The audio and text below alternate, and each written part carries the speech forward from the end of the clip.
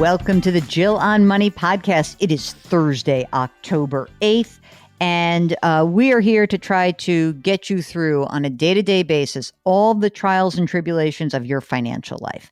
You may not be able to control a lot, but some of these things you can control, and the way you can do that is you can just get in touch with us. All you need to do, send an email, askjill@jillonmoney.com, askjill@jillonmoney.com, or if you're on the website at jillonmoney.com, right after you subscribe for our free weekly newsletter, there's a contact button in the upper right-hand corner, and that will put you in touch with us. Okay, this is a question from Sherry, who says, we're in our mid-70s, we've got no debt, we own a home, we do not need additional income. We're invested in several Vanguard funds that have done very well. Most say we should be more conservative, having more bonds. I really like the market, but should we have some balanced funds? We also have several CDs. In fact, I have $66,000 in a checking account just waiting to be invested. I know you'll give me good advice. Thank you, Sherry. Well, Sherry, look, I think that it really depends. Do you need to draw this money in order to live your life? In other words, are you drawing income from these accounts? How much money comes out of these accounts? If you have a bunch of money and this money is essentially being invested for the next generation and it really does not matter, then heck, you can have as much risk as you want. But if you need some of this money, you may actually want to really be clear that you should lock down some of the money into safer investments. So I guess what I'm saying to you is I need a little bit more information. What is the total amount of the account? How much do you draw every year? Are you taking minimum required distributions from a retirement account? There's a lot of questions that I have as follow-ups. Okay, so please just send me a little more information. This is a message from Evelyn. Love your show, and your wisdom is giving me the courage to look at my financial future with courage instead of fear. That is so nice to hear. Okay. Evelyn goes on to say, I've made so many financial errors in my life, it haunts me. I could not see the forest for the trees. I made the easy choices instead of the hard, long-term, better ones. This is where I am today, and I'd like your advice on moving forward. I was divorced about a year ago and picked up my life and moved halfway across the country with the same company. My industry has been dramatically affected by COVID, but I am blessed to have a job that pays a nice base salary. I'm able to cover my expenses and save. Here's my financial life in a nutshell. I have a base salary of $100,000, which is what my budget is based on. I save 12% in my company 401k. They match 3%. That's great. Okay. I currently have $485,000 in a 401k and then $123,000 in an IRA. I will receive a $1,200 monthly pension from a previous job, and I've got 15 years to retire when I'm 68.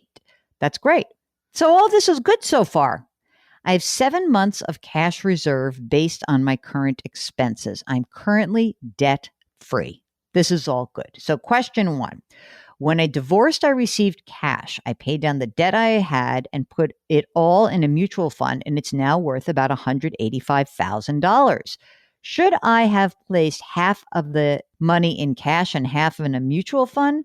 When I moved, I thought I would rent, get the lay of the land, save my commissions, and take some money from the mutual fund to buy a condo. I haven't had much in commissions this year. I don't know who your financial person is. My financial person is basically telling her not to buy a condo, even though interest rates are low. According to a 401k calculator and another financial advisor, my retirement planning is on track with the mutual fund money. And who's right? Do I need the mutual fund money? Should I take half and buy something?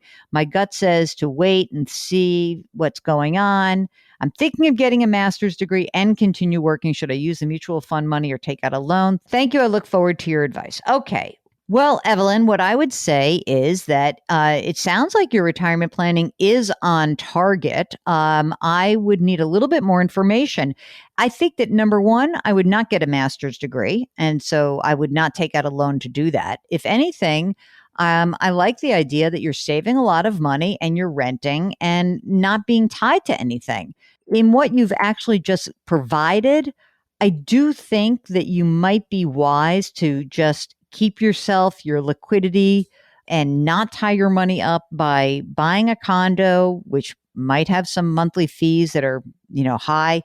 And I think that we have some questions about what kind of advice you're actually getting. So I don't know who these various financial people are, but it sounds to me from what you've written, Evelyn, that you're on the right track. Let us know if there's more information that I'm missing, but I'm inclined to say rent, keep it simple, don't go crazy, keep plugging away, keep investing your money. And it sounds like you haven't made so many mistakes that you can't retire. So that's pretty good. I would be really careful before doing any sort of masters that would require you to take a loan or spend any of that money, really. Okay, Beth wants to know, would it be wise to roll over money from a traditional IRA to a Roth? I'm 62 and recently retired. My husband's pension is $4,000 a month. I have a small Roth and a 403B. The traditional IRA was my deceased husband's, and it is substantial. I'm thinking I will not take Social Security until I am age 70. Well, I mean, look, could you do this? Sure. Could you? I would be very careful, though, that it sounds to me like you're now in a place where you have some income, right? So your husband's pension of this $4,000 a month. I don't know what other income you have, but it sounds like you're right now in the 12% tax bracket. I might roll over enough or start converting enough to stay in that 12% tax bracket. The problem is if you go beyond that, so married filing jointly, 12% bracket ends at $80,250. The problem is that if you go beyond that, you jump up a bracket up to 22%. So I wouldn't go crazy doing it, but I would certainly consider doing some of it. That would make sense to me. All right, last one of the day. Kate writes, Dear Jill and Mark, I've been listening to the podcast for a long time and loved your book. Over the last 6 months, the podcast has been a beacon in the dark, guiding us to feel like we have at least some control over something during a time when we otherwise have so little control. But a show last week reminded me of the real reason the show matters to so many of us. When you explain to a listener why not to listen to bad advice to hide money in an annuity for college planning, you also reminded us that we can be fiscally responsible and, more importantly, we can continue to be ethical human beings at the same time. These things do not and should not be mutually exclusive. Thank you for always reminding us to take care of others, which includes keeping the playing field fair when it comes to financial support for college. Keep up the good work. It matters. Kate.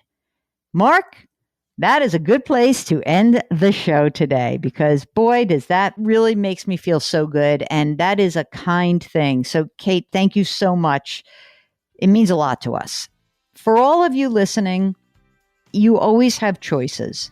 I remember a long time ago where somebody said to me, well, my lawyer told me to do this. I said, well, did that actually sound like a thing that was going to be good for you? It was a divorce lawyer.